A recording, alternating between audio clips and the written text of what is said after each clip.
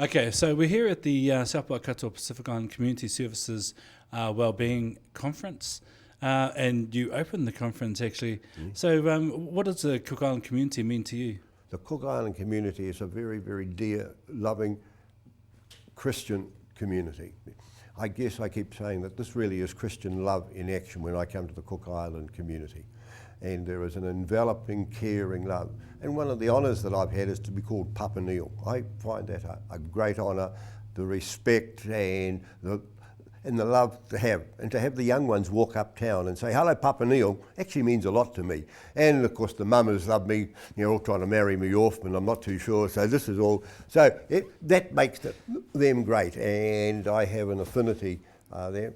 I went to Aitaki to take the money after the cyclone, and I also realised that, like I am the Mayor of the South Waikato, but I am the Mayor for the Cook Island people, the Pacific Island people, all the Maori people. There is no distinction, and they all need that little bit of recognition that they know that they can come to me, and Akerere can phone me up, and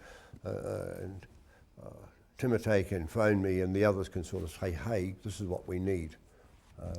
You mentioned the community. Our community is so unique and so vibrant, and being a leader of that community is not an easy task for you. Yeah, but it's not easy, and you have to balance, But I was at the Diwali festival, with the Indian community, and then I'm at the sports awards, and so that much, I guess it's the marrying the tangata, the people are the important. That's what keeps you going, and you keep meeting. Yep. You have the good and the bad, and you annoy. You're not going to keep everybody happy, and sometimes people go on there and think they're always going to be kept happy. Well, that doesn't take place. But this has been a fantastic conference. It's opened my eyes.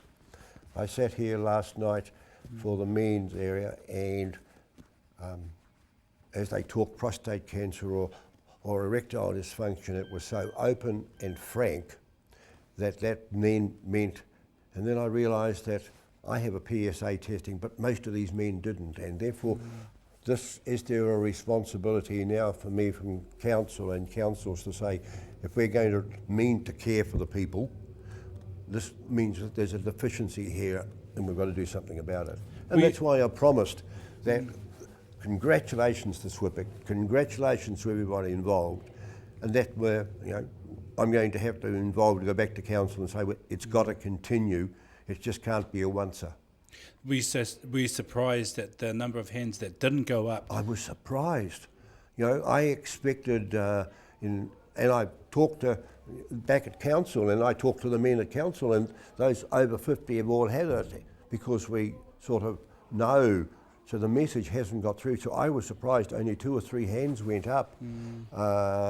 And that's a little bit to do with culture and shyness, and of course, I talked to Dr. Williams about what we could do and what are the reasons. And there is a apprehension, and sometimes, and my mother was the same, she knew she had cancer but didn't want to go to the doctor because she didn't really want to be told. So it's rather, let's pretend it's not there until, so when young Chloe stood up and said, Papas, mamas, I want you to be here as my grandparents and live with us, that got through, So it was well done, well directed, open and frank, and I've gone back and I'll be talking to my part of the world in Skorapaka, let's bring things out into the open like took place here.